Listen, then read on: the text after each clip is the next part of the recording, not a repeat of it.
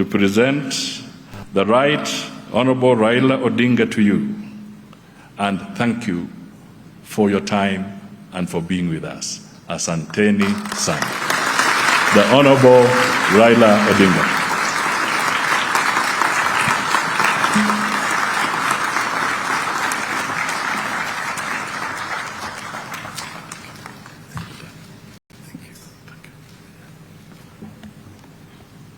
Thank you. You may be seated.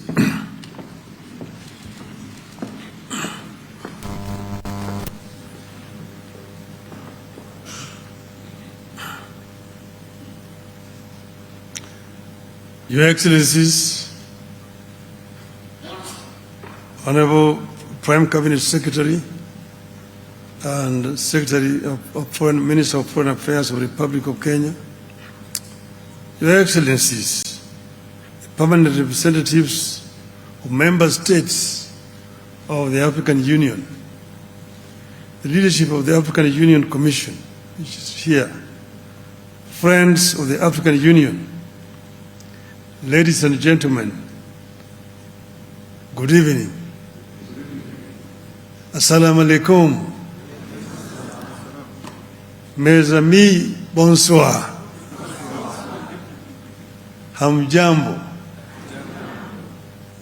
I am very delighted to see such a big audience here in Addis this evening. And I'm so happy to have been introduced by two very prominent African ladies here. It shows the women power of Africa.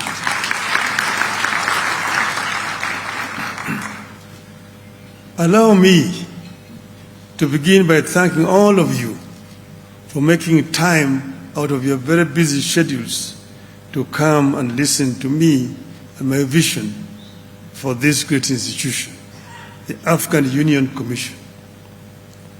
I do not take your presence here for granted. I know that you have other things that you have prepared to do today, but you chose to come and be with us. I know some of you may know me as a politician. But allow me to introduce myself to you today. My name, as has been said, is Raila Amolo Odinga. I'm an African by way of Kenya, although my ancestors came from a place called Bahr el Ghazal in southern Sudan.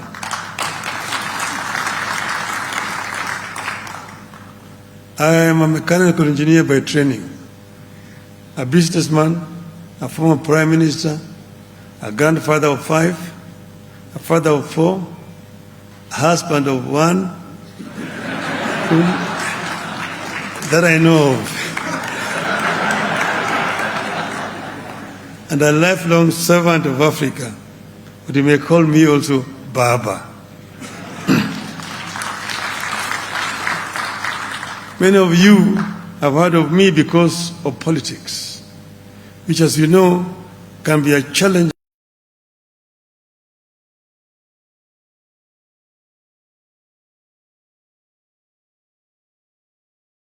Steadfast and uncompromising in my belief about our African unity.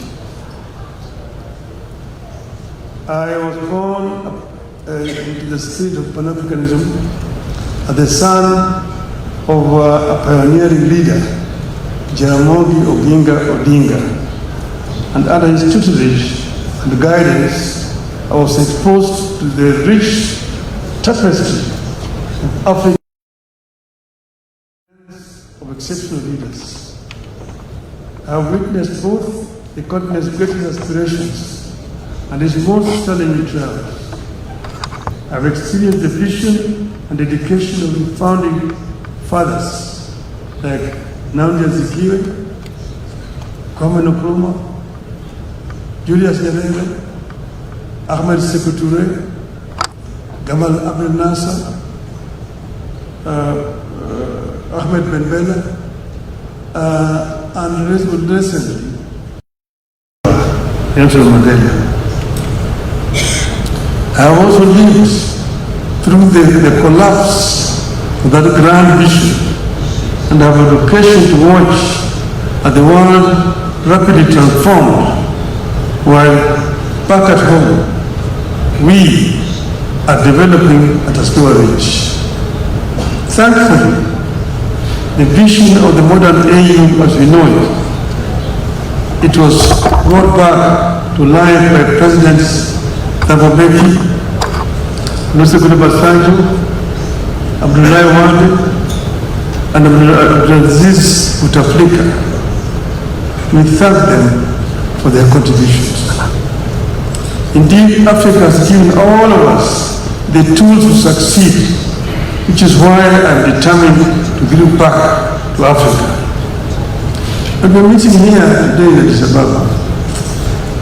Addis Ababa is not the head seat of OAU or of AU by accident. This is the crown of mankind. By contemporary knowledge of science, the oldest species of humanoids living around this region here, from Ethiopia down to Kenya. So here you are back home.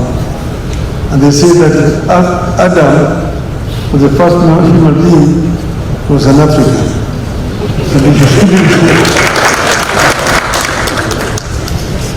This is also the oldest country in terms of governance in the continent. It was the only country that was not colonized.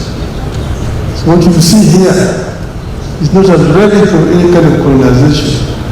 Apart from a brief invasion by Italians, this country has always grown itself. When they came here, they found an institution that was much older and stronger than they had left back from where they came from.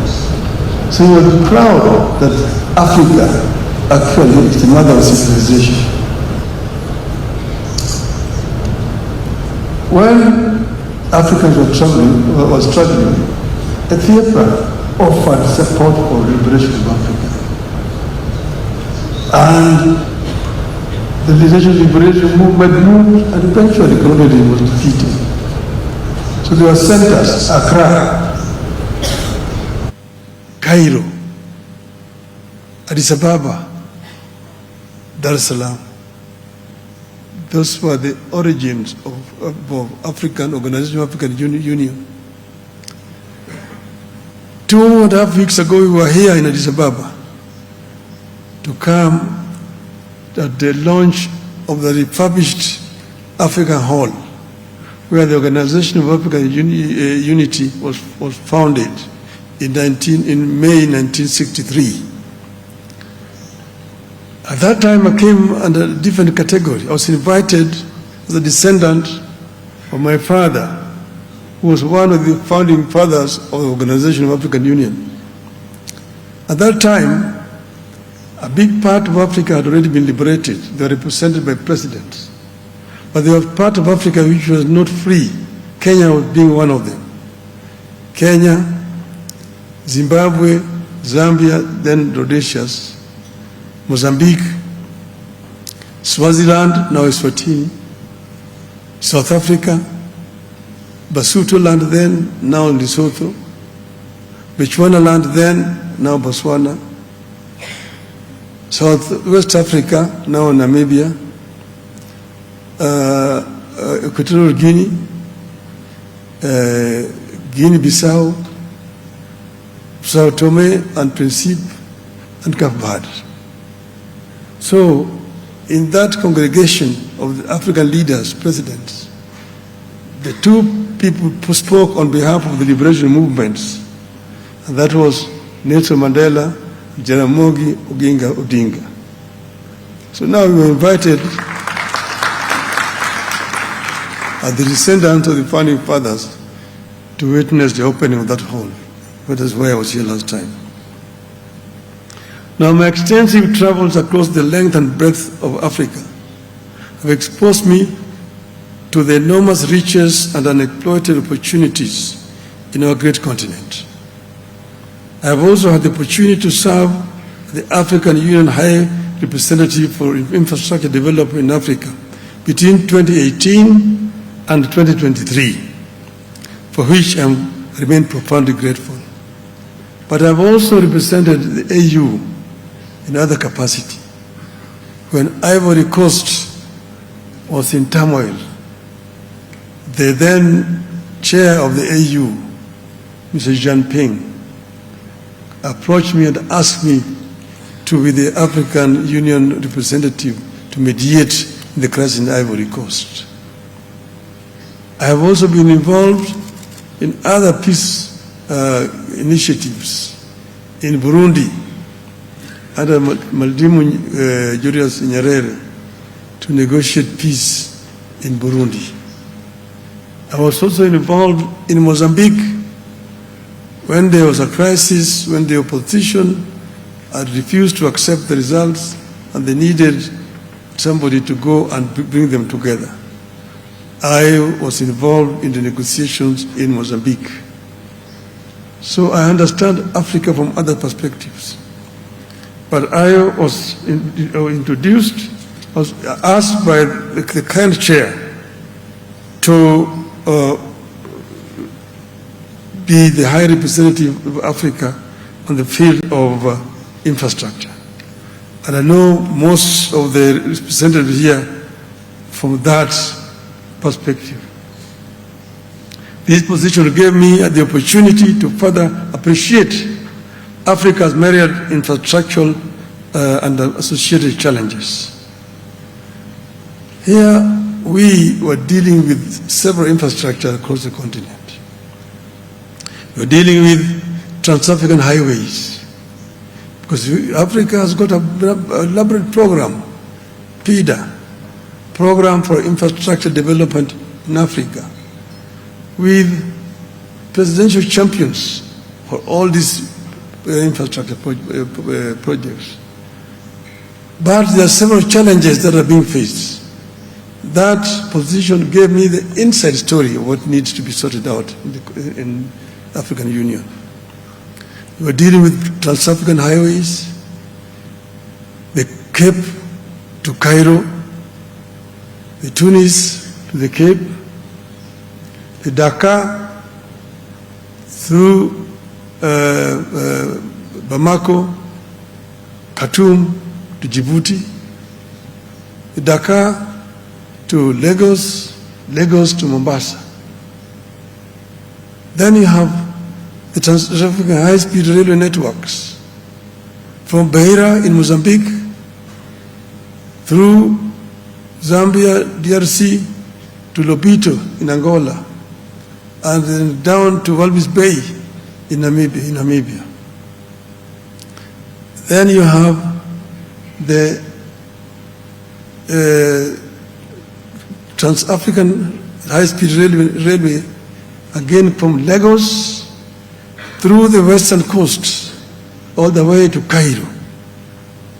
Then you have the LAPSET, the Lamu Port, South Sudan and Ethiopia corridor, which we later on revised to move the railway line from the port of Lamu in Kenya through South Sudan, the Central African Republic, Cameroon port of Kribi, to create a land bridge that links the Atlantic and Indian Ocean and opening up the interior of the continent to transport and trade. These were major challenges. Then we are dealing also with energy. Africa is the richest continent in as far as green energy potential is concerned. The green energy, the solar, the sun is here from January to December.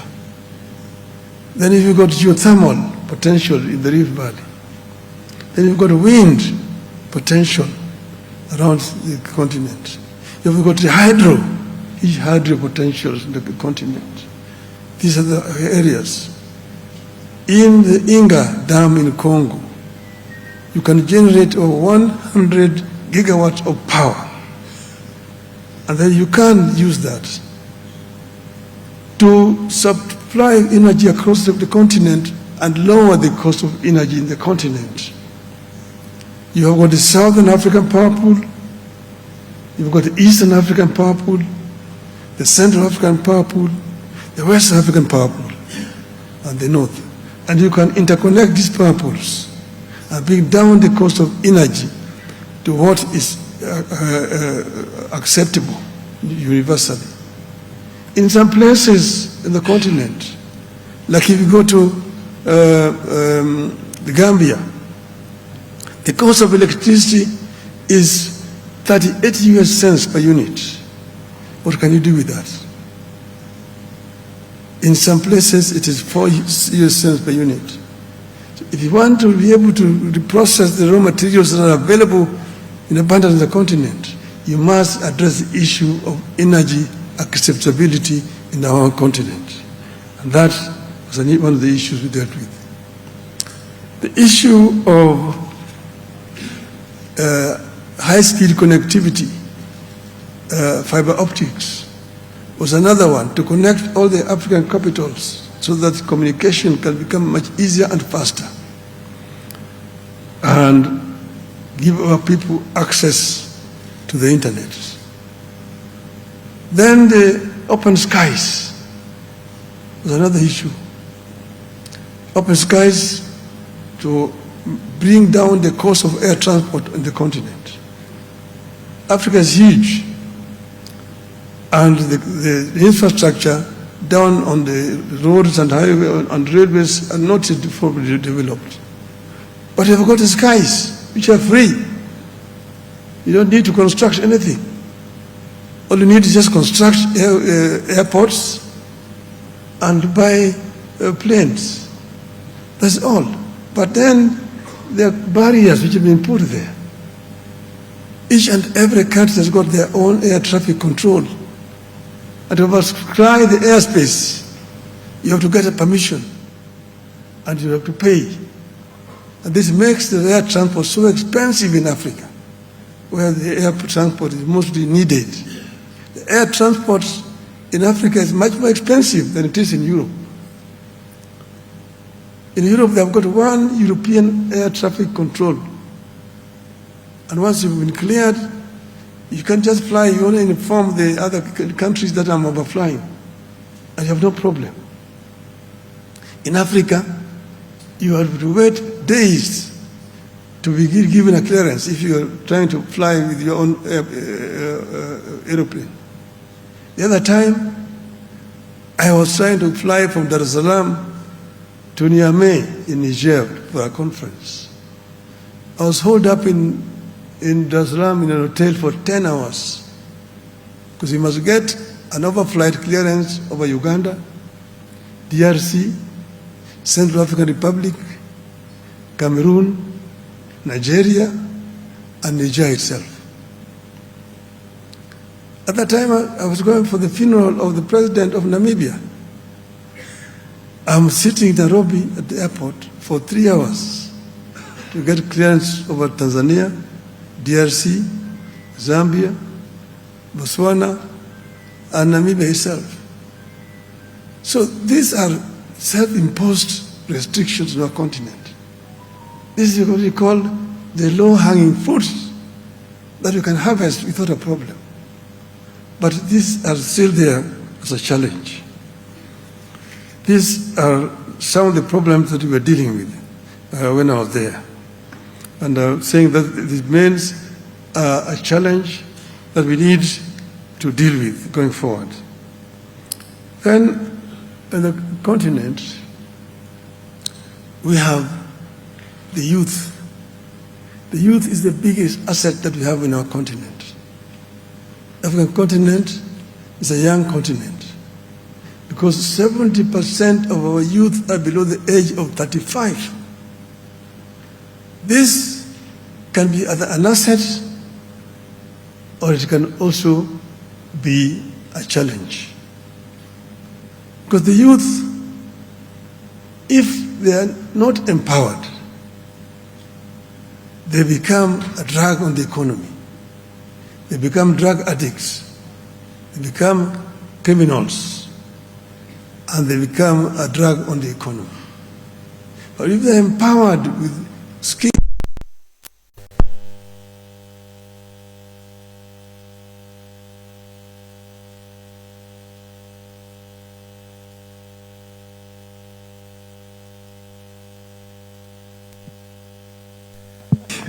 Thank you. So, our youth are the biggest resource that we have in the continent. But we first need to give the youth the requisite tools that they require to be able to create wealth for our continent. This is another major challenge to us. This is what other countries have done. This is what China did. China empowered the youth and gave them skills so that when they opened up their economy, the big manufacturing companies rushed to China because they saw there highly skilled and cheap manpower and also cheap raw materials. So you go to China, all the major manufacturing companies are in China. The automobile, Mercedes is there, BMW is there, Volkswagen is there, Peugeot is there, Citroën, Volvo, Ford, Toyota, Nissan, Hyundai, all of them are in China. In Germany, they tell me it is cheaper to manufacture a Mercedes-Benz in China and ship it back to Germany than the one manufactured in Stuttgart, Germany. That enabled China to move 600 million people from poverty to middle income status. So China is today no longer the cheapest destination because most of the people have become more affluent. A gap is left down there underneath which Africa can fill. Because China has the cheap raw materials, but those raw materials are made with original raw materials from Africa. They have cheap industrial materials. They have got steel, they have got copper, they have got aluminium. But all those are made with raw materials coming from Africa. So if you can do the value addition on the continent, then you don't need to, people don't need to go to China. Those industries will come to Africa. And Africa will become the next factory of the world. This is one of the things that I have in mind.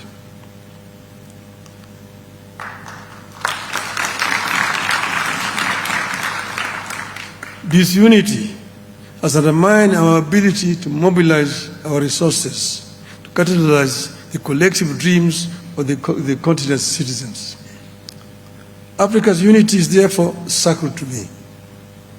We must return unity to the top of our priorities as Mwalimu Nyerere and Nkrumah did.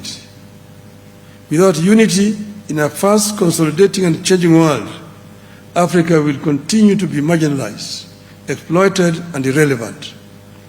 It is why today I ask you, ladies and gentlemen, to open your minds to a new Africa. Imagine an Africa that's booming with industry, where businessmen and women from Bamako in Mali can take the transcontinental high-speed rail to trade in Kampala, Uganda, where the cotton material from Lomé in Togo can be bought online by our housewife in Lusaka, where African products can be bought in supermarkets across the world under the name of African brands owned by Africans, and the African workers and farmers are proud of their products. An Africa that does not require visas for other Africans. An African men and women who do not climb on a rickety boat or in an airplane cargo hold, risking their lives to go to greener pastures. I envision a continent whose progress is driven by its own people, that pushes to be a dynamic, influential, and respected force in the international arena. And here, again, the barriers we place on ourselves. My friend Aliko Dangote, one of the most prominent African businessmen, tells me, Raila, it's so difficult to do business in Africa. I need 35 visas to travel across the African continent. Yet my French competitor does not need any visa. The French passport can go to all African countries. How then can you compete? How can you benefit by being African? You're being punished because you're an African. These are some of barriers which make us look just stupid.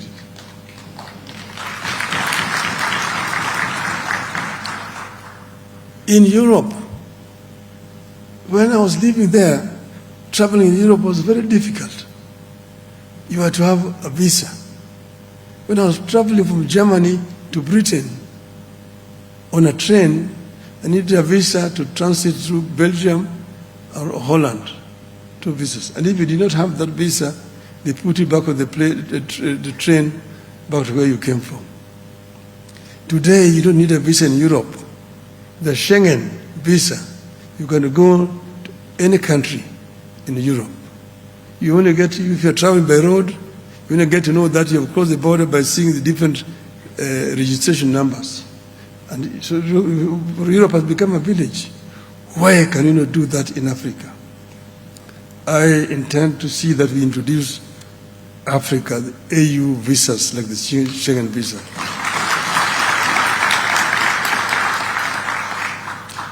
So my leadership at the AU will not be one of the same rhetorics where people meet a few times a year and return to their enclaves.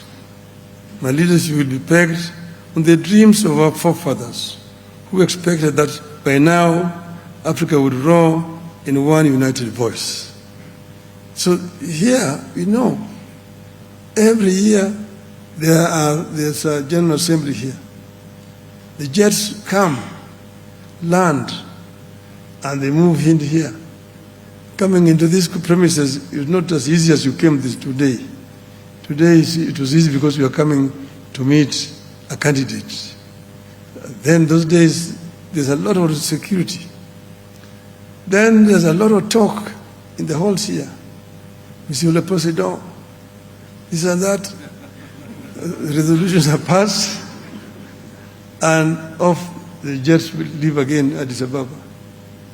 I can tell you without fear of contradiction that 93% of these resolutions which are passed here are never implemented. That is by confirmation from Mr. Faki himself. So it has become a talking shop. I intend to change that to ensure that all the resolutions which are passed here are properly implemented. So we will not put anything in the agenda and the resolution if we know it cannot be implemented. And if it's not implemented, we'll have a very good reason to explain why it was not implemented. My vision for the youth is to place them at the center stage and driving force behind the innovation and change. Today, African youth are drowning on ships and boats, rickety boats, trying to get to Europe, going to greener pastures. It's a big shame that we're losing young, energetic people because of the poverty on our continent. So the solution is to change this by creating proper employment opportunities on the continent so that they don't have to leave the continent going to look for jobs where they're not wanted. You're ramped there as a refugee, you're taken there as a prisoner. It's a big shame. So these young people will find jobs here.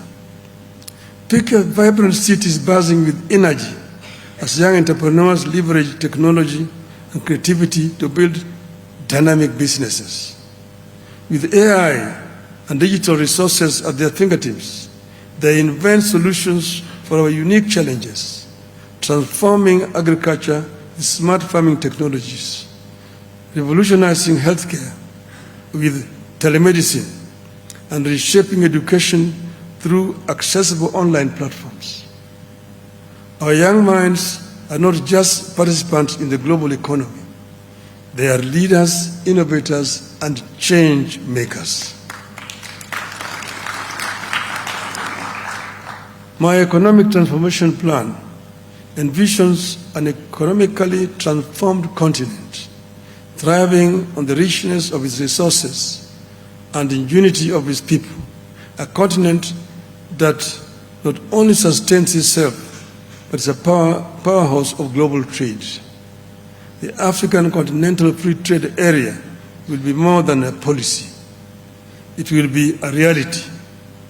Imagine goods flowing seamlessly across the borders, facilitated by advanced logistics and digital platforms, creating jobs, fostering innovation, and ensuring that no Africa goes hungry. My environmental sustainability plan envisions our rich biodiversity. It is protected, and our natural resources are managed wisely. In the face of climate change, we lead the way in renewable energy, harnessing the sun and the wind power to power our homes and industry. Our agricultural practices need to be regenerative, preserving our land for future generations and ensure food security for all. Africa is not the offender in this debate on climate change. Africa is a victim because Africa's emission is less than 5%, about 3%, somewhere there. But Africa suffers the biggest effect in this animal called climate change. Many of African countries today live between two twin disasters: floods and drought, El Nino and his sister La Nina. The floods, when the floods come, they destroy homes. People drown. Our infrastructure is devastated. Bridges are washed, and so on and so forth.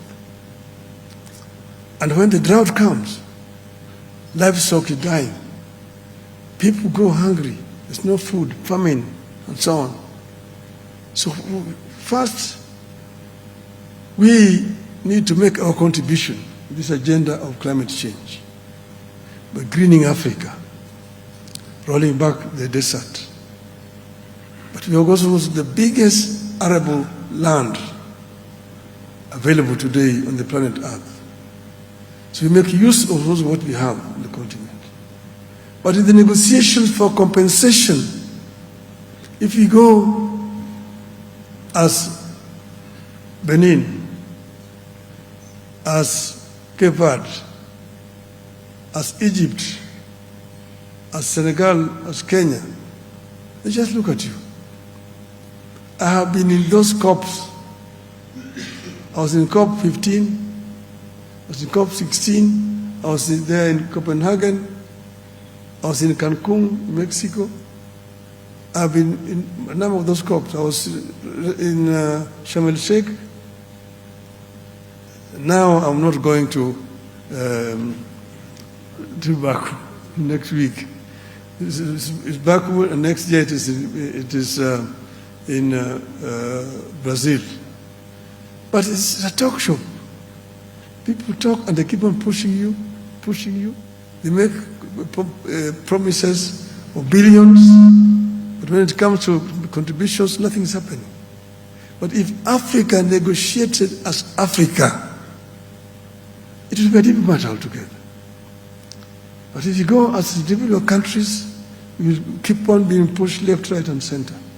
And that's why we must have one agenda on this issue, climate change, and say this is what it is, these are our terms. gender equality and inclusion. In this ideal Africa, gender equality is not just an aspiration, it is a reality.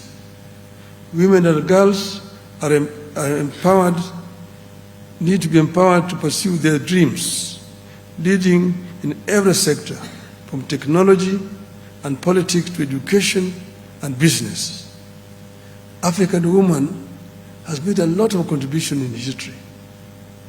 African woman is the breadwinner in most of African societies. She's the one who wakes up so early in the morning to go to the farm, to go and farm. The one who is looking after the children at home. She's the one who is also fetching water to bring at home. The one who is cooking in the home. And then in the evening again, she's the one who is the workshop. So African woman is a great enemy, a great human being. African women must be given their rightful space. They must be respected and empowered. We must ensure that their voices are heard in every decision-making process, creating a balanced and equitable society. Cultural renaissance. Let's envision a cultural renaissance in Africa. An African that celebrates its rich heritage while embracing modernity. Our art, our music, our literature resonate worldwide, showcasing our talents and telling our stories. Festivals and cultural exchanges thrive, reinforcing our bonds and inspiring future generations to cherish and promote our diverse cultures. Of course, with this ambitious dream, there must be a plan, which is why my campaign and my leadership have come up with an extensive technological innovation plan, utilizing artificial intelligence as its bedrock. In this future, we embrace technology as an enabler of progress. Cities are smart, utilizing AI to optimize everything from energy consumption to transportation systems. Education is accessible to all, with digital classrooms that open doors to knowledge regardless of location. Our health systems are strengthened through telehealth and AI diagnostics, ensuring that every individual receives quality care. But fundamentally, my rallying call is the leadership of Africa, that we join hands and make sure that no African is left offline. Every African should be online.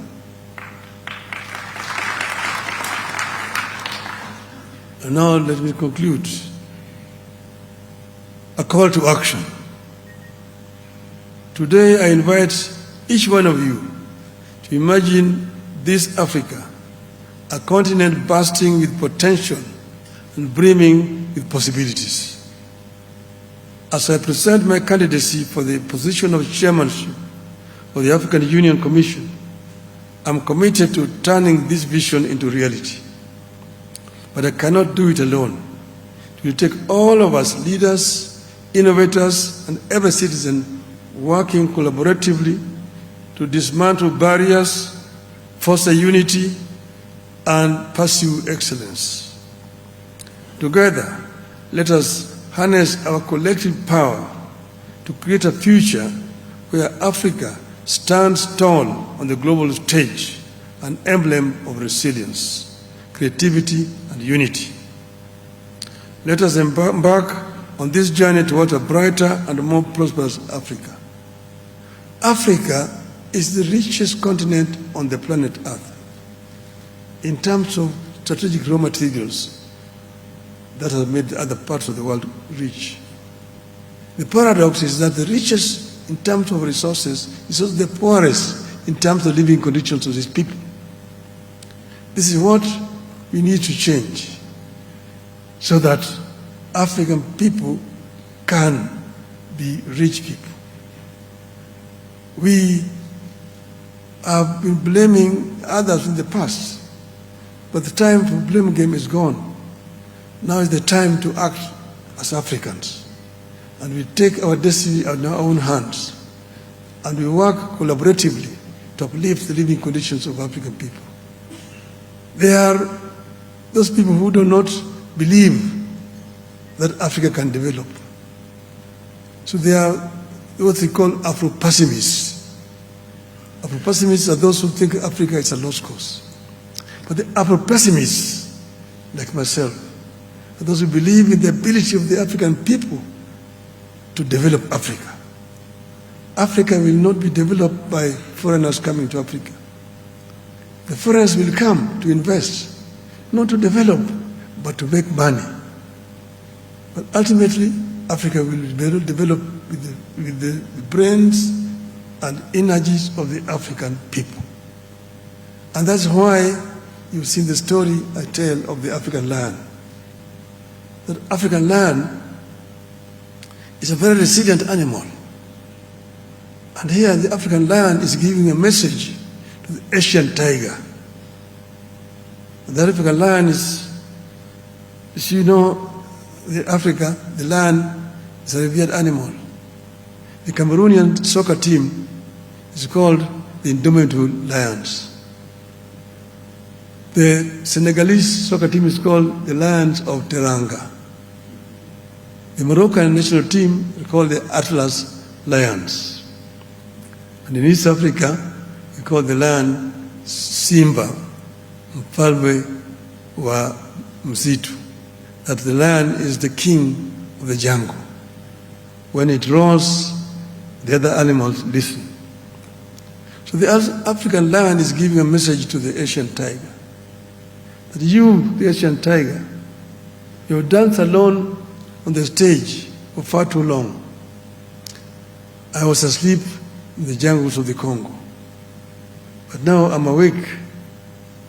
I'm surrounded by the mighty mountains of Kilimanjaro and Kenya to the east, the Atlas Mountains to the west, the rivers, the Niger, the Zambezi, the Limpopo, the mighty Congo, the Nile, and I'm sitting on African oil, African gold, African bauxite, African copper ore, African iron ore, African diamonds, and I now have the knowledge and ability to turn all this wealth into prosperity and to liberate my people and make them rich and powerful and claim the 21st century as an African century. End of the message of the African lion to the Asian tiger. Thank you very much.